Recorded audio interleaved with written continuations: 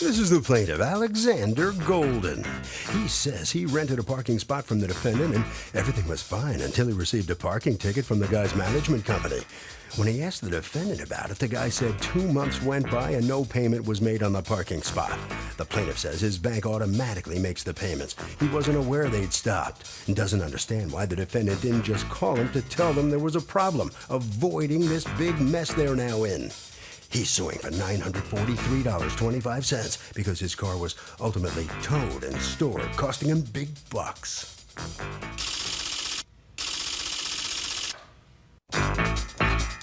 This is the defendant, Farhad Shafizadeh. He says the plaintiff's bank stopped sending him checks to cover parking fees. The plaintiff moved without telling him, and he had no way of tracking him down. Since he had no idea what was going on, he didn't know whose car was in his spot, and he had the car towed. The plaintiff still hasn't told him why he stopped paying him, and he thinks he did nothing wrong. He's accused of jumping the gun.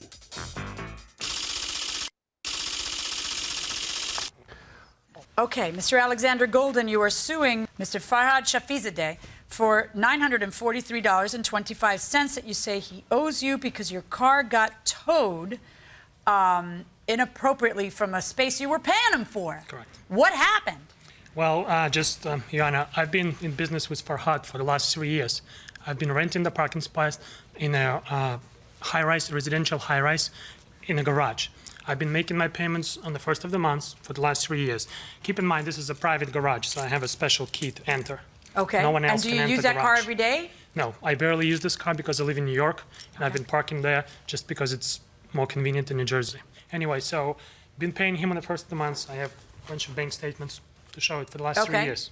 Okay. Not 1 month, not 2 months, 3 years. 3 years. 3 okay. years. On March 18th. And you pay him automatically, like it's just an automatic debit from your account? Exactly. And then what, your bank makes up a check and mails it to him automatically? Exactly. You don't correct. have to put a stamp on it. You don't stick it in an envelope. You don't do any of that? Correct.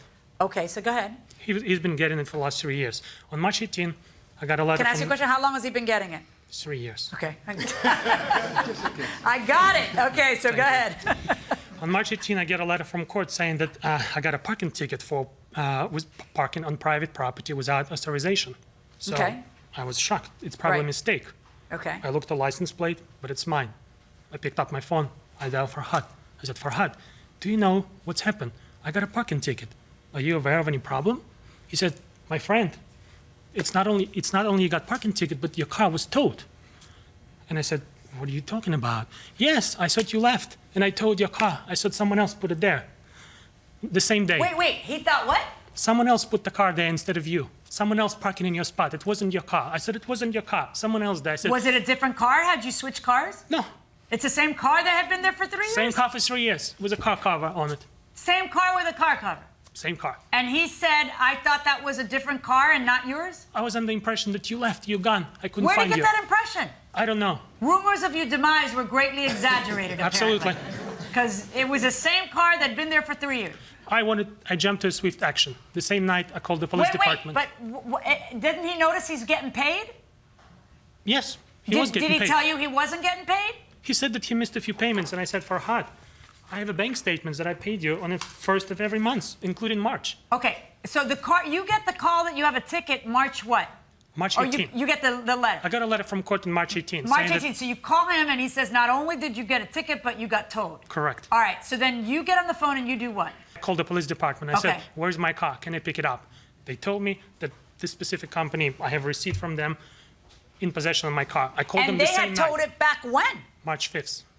Oh, my Lord. So now you have storage fees from March 5th through March 18th. And were you able to pick it up? Yes, Okay. after paying $750 in cash. Oh, they don't my have to goodness. accept anything, just cash. Oh, my goodness. So I came with a wad of cash, handed over, got my car. Oh, okay. All right, all right. I take it you don't park there anymore, right? Unfortunately not. Okay, because you would, even after all this? It would be very convenient, but Farhad now tells me that someone else is there. He rented to someone else. Oh, are you renting it out for more? Well, first of all... yes or no? Yes. How much more is someone paying it's the same. The same. How much? $50. Okay. So what happened here?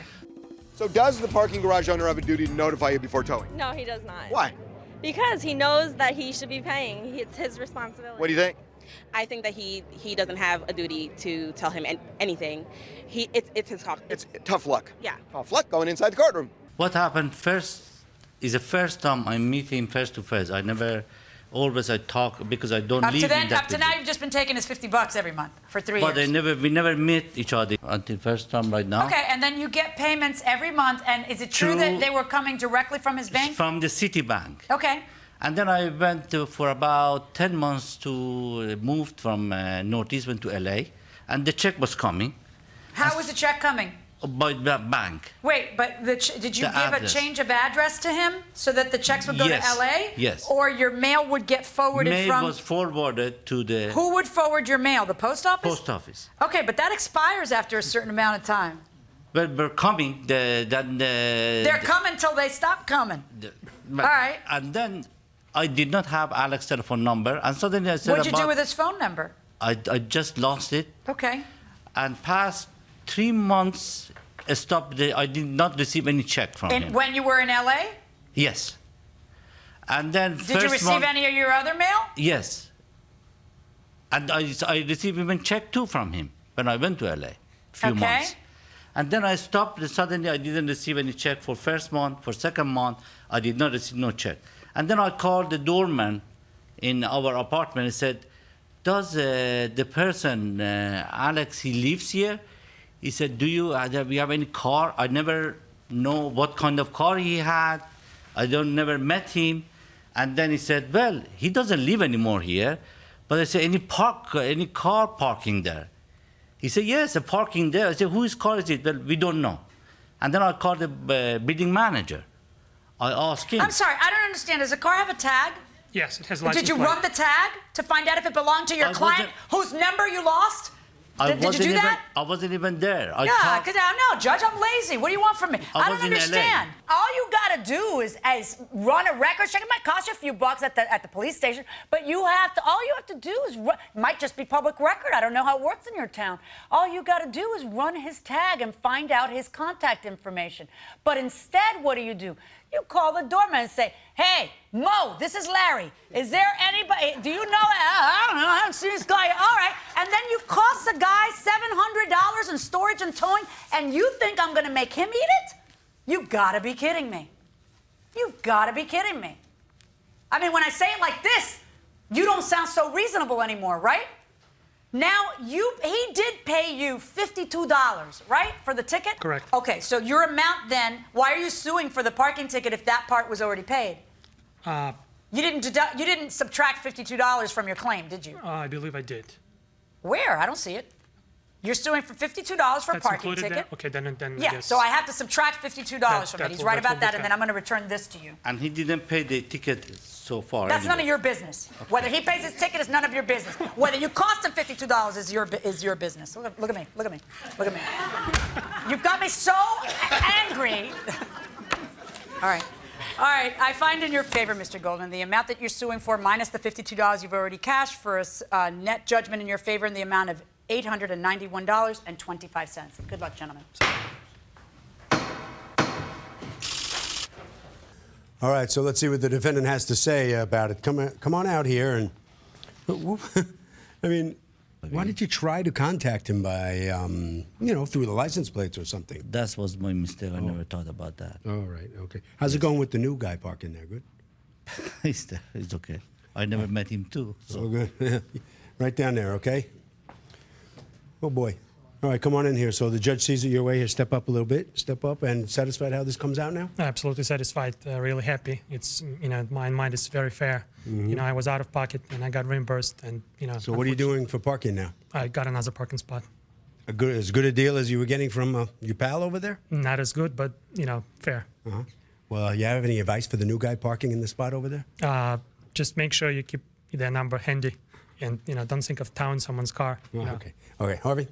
Okay, when you have a contract with somebody, there's a general duty of good faith, so that if one person breaches the contract and it's unintentional, but they still clearly have violated the deal, the other person, before taking rash action, usually has a duty, just as a matter of good faith, to contact the other party and say, look, there are going to be consequences here.